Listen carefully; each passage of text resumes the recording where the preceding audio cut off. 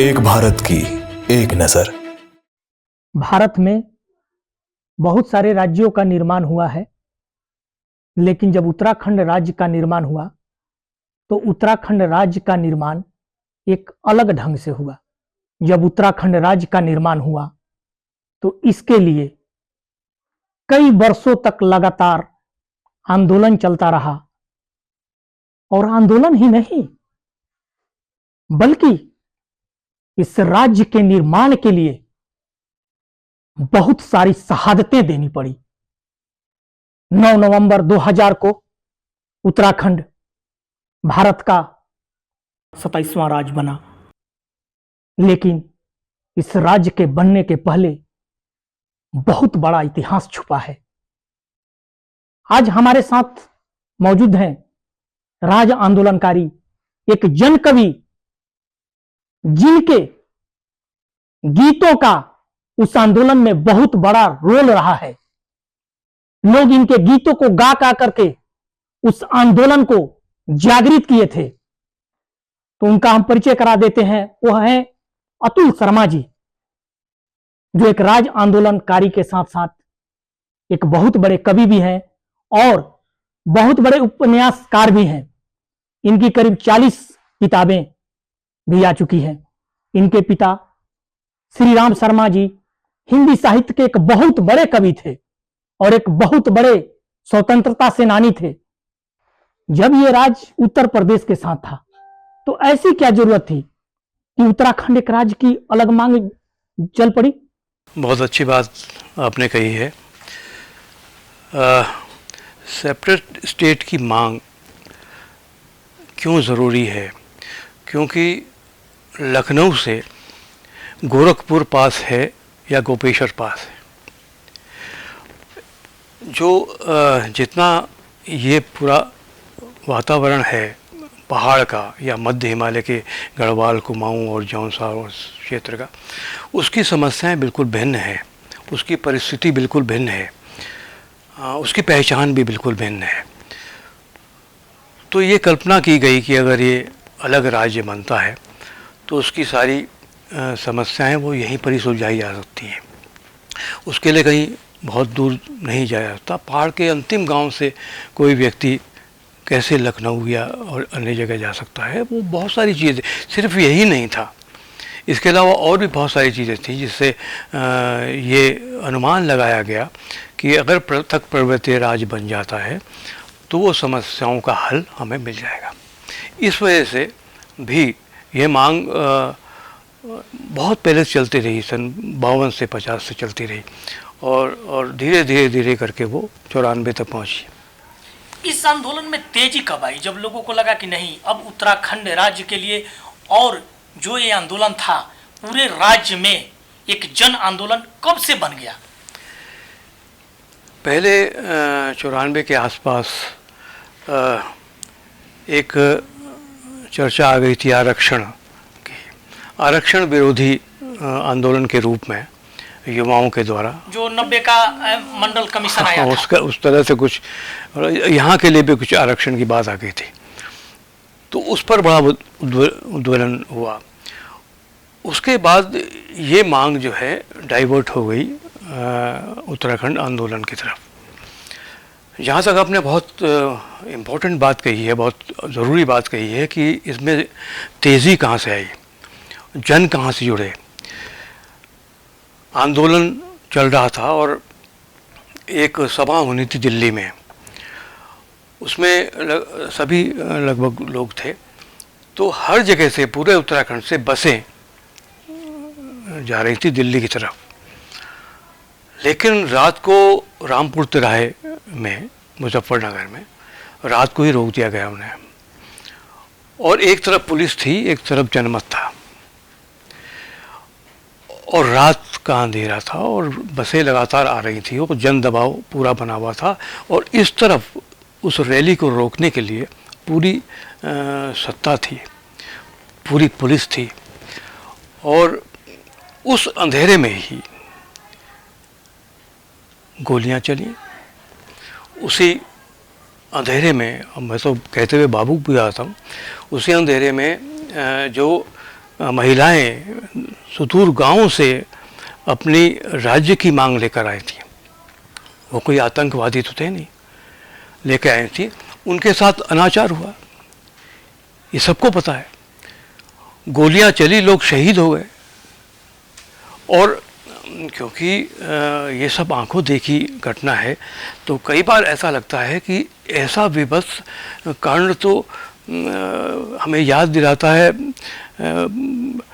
जो हमारे आज़ादी के समय जो में भी शायद अंग्रेजों के समय में इस तरह का जघन्य अपराध हुआ होगा।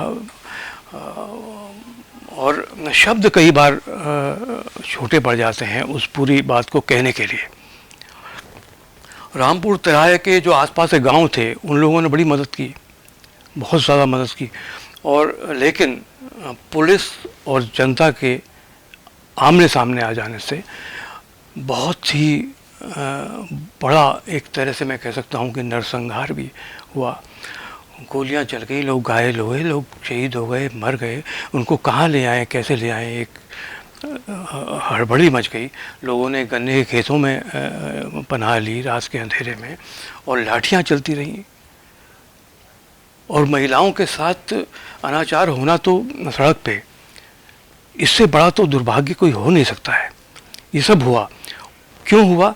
एक सेपरेट स्टेट की मांग के लिए लोग दिल्ली जा रहे हैं रैली में, और 2 अक्टूबर का दिन था।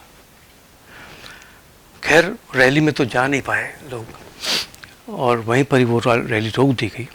लेकिन इस जघन्य अपराध और इस शहीद हुए लोगों की जो चीख थी, उनका जो आर्तनाद था, महिलाओं का भी, उसने आग लगा दी। उसने एक जनमत खड़ा कर दिया। उसने कहा कि नहीं, इन सवालों का तो जवाब देना होगा। इस सब के बावजूद सबसे बड़ी आश्चर्य की बात जो मुझे लगती है वो ये है कि फिर भी ये आंदोलन अहिंसक रहा। ये आंदोलन के अहिंसक रहने के पीछे अवधारणा यह भी हो सकती है कि उत्तराखंड के लोग बेसिकली अहिंसक और सहिष्णु होते हैं। एक चीज देखने को मिलती है कि अधिक आंदोलन होता है, आज के समय में भी आंदोलन होता है तो पब्लिक उग्र हो जाती है। लेकिन उत्तराखंड का आंदोलन, जो यहाँ के लोग देवभूमि के रूप में जाना जाता है, तो ऐसा था कि लोग उग्र न होकर के प्रशासन की उग्रता थी लोगों पर, और उसके बाद भी लोग, यहाँ के लोग अहिंसक आंदोलन कर रहे थे। ये एक बहुत ही अद्भुत और एक उदाहरण वाला आंदोलन था। विश्व में इस तरह के उदाहरण बहुत कम है या नहीं है। मुजफ्फरनगर कांड, जलियांवाला बाग की भी याद दिलाता है मुझे। मुझे ऐसा लगता है कि उस समय लोगों का सहिष्णु हो जाना और अपनी पूरी ऊर्जा को अपनी मांग के लिए आगे कर देना और समर्पित हो जाना, ये एक बहुत बड़ी उपलब्धि थी। उससे बहुत बड़ा जन दबाव इस पूरे आंदोलन को मिला है और इस आंदोलन की आवाज़ बन गया। जितना अत्याचार हुआ उतना ही ज़्यादा लोग निकल के आने लगे। हमने वो दृश्य देखे हैं जब कोई कॉल नहीं होती थी, कोई कहा नहीं जाता था कि आज वहाँ ये हो रहा है, लोग स्वतः ही तय करते थे कि आज हमें वो करना है और पीछे लोग आ जाते थे। और ऐसी महिलाएं भी थीं जिन्होंने कर्फ्यू नहीं देखा था। ऐसे लोग भी थे पहाड़ में जिन्होंने कर्फ्यू नहीं देखा था। उन्होंने कहा कर्फ्यू लग गया है, तो वो देखने आए थे क्या लग गया आखिर।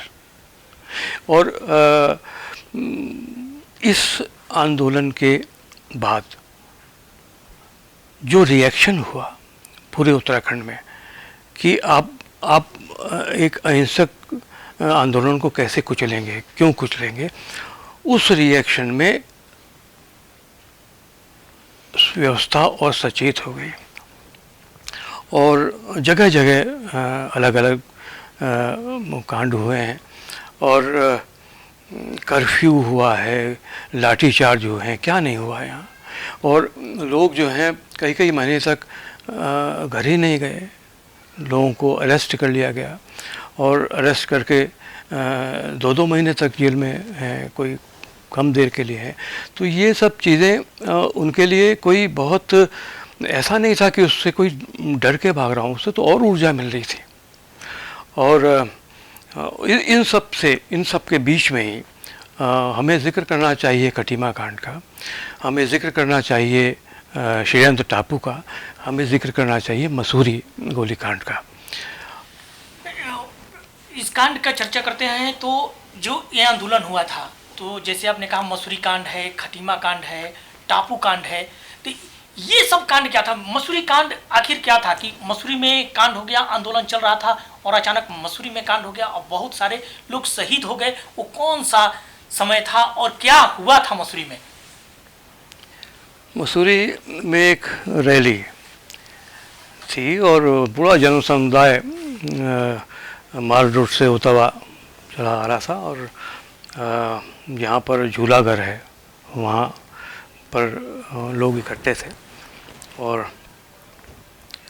आंदोलन में ये होता है कि घटनाक्रम किस तरह से बदलता है ये बताया नहीं जा सकता है, वो उस समय हो जाता है स्वतः।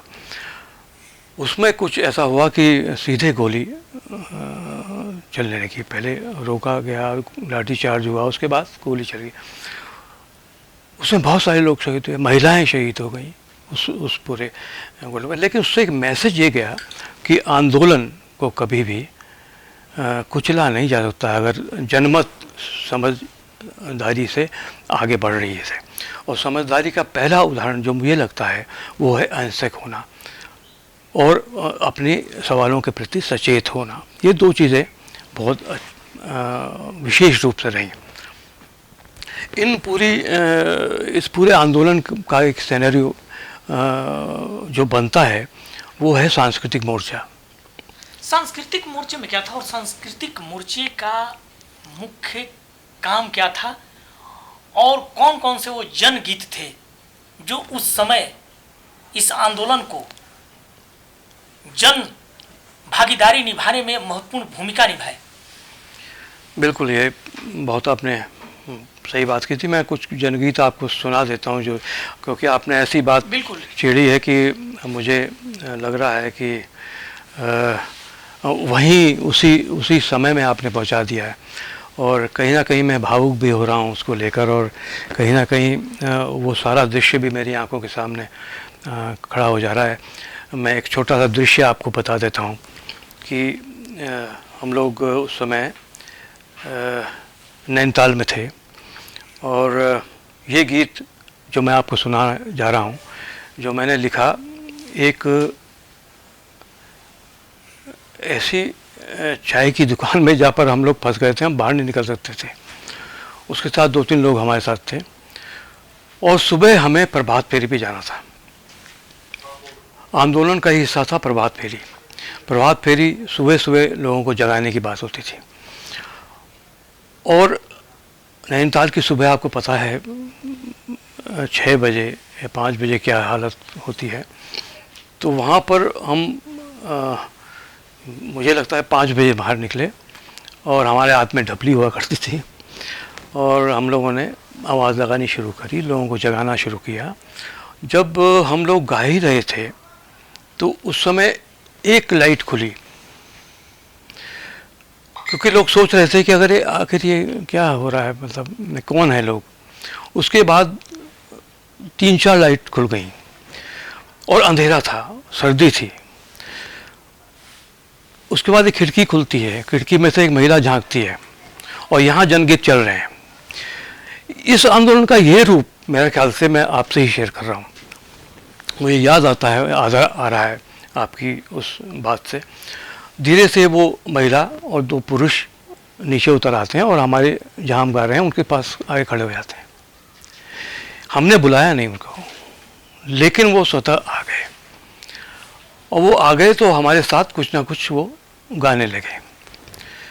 लंबी प्रक्रिया हुई, लेकिन जब 7 बजे होंगे या 8 बजे होंगे तो तल्ली ताल में 250 लोग थे हमारे साथ। ये कोई कॉल नहीं थी, ये कोई नारेबाजी नहीं थी, सिर्फ जनगीत हो रहे थे और लोग पीछे पीछे जनगीत गाते हुए चल रहे थे, स्वतः आ रहे थे। स्वतः आ रहे थे। और ऐसा जन जागरूकता का दृश्य तो हमने कभी महसूस नहीं किया था। और हम लोग एक सिपाही की तरह से हम लोग मौजूद थे वहाँ। बहुत लोगों ने उसमें जनगीतों के माध्यम से अपनी बात कही है। उसमें आगे बातचीत आएगी तो हम करेंगे। हम वो गीत आपको सुना देते हैं जो उस समय चूल्हे चूल्हे तक गया था। और वो मेरा नाम नहीं जानते थे कि इन्होंने लिखा है, लेकिन उस गीत को जानते थे। और आज भी लोग बताते हैं कि ये वो हैं जिन्होंने वो लिखा था, तो पहचानते हैं लोग। उस गीत के कारण उस गीत के कारण पहचानते हैं। आप जो कई कुछ सत्ता में भी हैं, जो बाहर भी हैं, वो लोग इसी गीत के कारण पहचानते हैं। लोगों ने जेलों में इस गीत को गाया है। तो उसकी कुछ पंक्तियाँ सुन लीजिए आप। जागो रे जागो, जागो रे जागो, वीर भूमि के वीर सपूतों जागो, वीरों जागो, जागो रे जागो। लड़के लेंगे, भिड़ के लेंगे, छीन के लेंगे उत्तराखंड, छीन के लेंगे उत्तराखंड। शहीदों की कसम हमें है, मिल के लेंगे उत्तराखंड, मिल के लेंगे उत्तराखंड। जागो दीदी जागो, भूली जागो, वीरों जागो, जागो रे जागो। पर्वतों के गांव से आवाज उठ रही संभल, आवाज उठ रही संभल। औरतों की मुट्ठियां मशाल बन गई संभल, मशाल बन गई संभल। औरतों की मुट्ठियां मशाल बन गई संभल। हाथ में ले हाथ, आगे बढ़ के लेंगे उत्तराखंड, बढ़ के लेंगे उत्तराखंड। लड़के लेंगे, भिड़ के लेंगे, छीन के लेंगे उत्तराखंड, छीन के लेंगे उत्तराखंड। मेरे पहाड़ के वीर लोगों जागो, वीरों जागो, जागो रे जागो। अब कल्पना कीजिए, सिर्फ नैनीताल ही नहीं, पूरे उत्तराखंड में ये जनगीत आगे हम लोग गा रहे हैं, पूरा सांस्कृतिक मोर्चा गा रहा है। पीछे पूरी रैली है और पुलिस खड़ी है और अरेस्टिंग भी चल रही है और एक गीत चल रहा है। तो एक सवाल उसमें हमने किया था, विकास की कहानी गांव से है दूर दूर क्यों, है दूर दूर क्यों। नदी पास है मगर ये पानी दूर दूर क्यों, ये पानी दूर दूर क्यों। नदी पास है मगर ये पानी दूर दूर क्यों। झूठे आंकड़ों को अब बदल के लेंगे उत्तराखंड, बदल के लेंगे उत्तराखंड। लड़के लेंगे, भिड़ के लेंगे, छीन के लेंगे उत्तराखंड, छीन के लेंगे उत्तराखंड। जागो दीदी जागो, भूली जागो, वीरों जागो, जागो ईजा जागो, माजी जागो, वीरों जागो, जागो रे जागो। नौजवान खेत और गांव से बिछुड़ रहा, गांव से बिछुड़ रहा। नौकरी की खोज में पहाड़ से उतर रहा, पहाड़ से उतर रहा। नौकरी की खोज में पहाड़ से उतर रहा। हर सवाल का जवाब दे के लेंगे उत्तराखंड, दे के लेंगे उत्तराखंड। लड़के लेंगे, भिड़ के लेंगे, छीन के लेंगे उत्तराखंड, छीन के लेंगे उत्तराखंड। शहीदों की कसम हमें है, मिल के लेंगे उत्तराखंड, मिल के लेंगे उत्तराखंड। और लंबा गीत है, अंतिम में एक संदेश था, उसको मैं कहना चाहूँगा। बिल्कुल बिल्कुल। एक दिन नई सुबह उगेगी यहाँ देखना, उगेगी यहाँ देखना। एक दिन नई सुबह उगेगी यहाँ देखना, उगेगी यहाँ देखना। दर्द भरी रात भी कटेगी यहाँ देखना, कटेगी यहाँ देखना। दर्द भरी रात भी कटेगी यहाँ देखना। जीत के रुमाल को हिला के लेंगे उत्तराखंड, हिला के लेंगे उत्तराखंड। लड़के लेंगे, भिड़ के लेंगे, छीन के लेंगे उत्तराखंड, छीन के लेंगे उत्तराखंड। शहीदों की कसम हमें है, मिल के लेंगे उत्तराखंड, मिल के लेंगे उत्तराखंड। जागो दीदी जागो, भूली जागो, वीरों जागो, जागो जवानों, जागो किसानों, जागो वीरों जागो, जागो जागो। आंदोलन में वीर भूमि जो के जन वीर सांस्कृतिक सपूतों मंच था, जागो, वीरों जागो, इसका क्या योगदान है, जागो रे जागो। हम अगले एपिसोड में लेंगे, भिड़ के इसकी लेंगे, चर्चा छीन करेंगे। के लेंगे।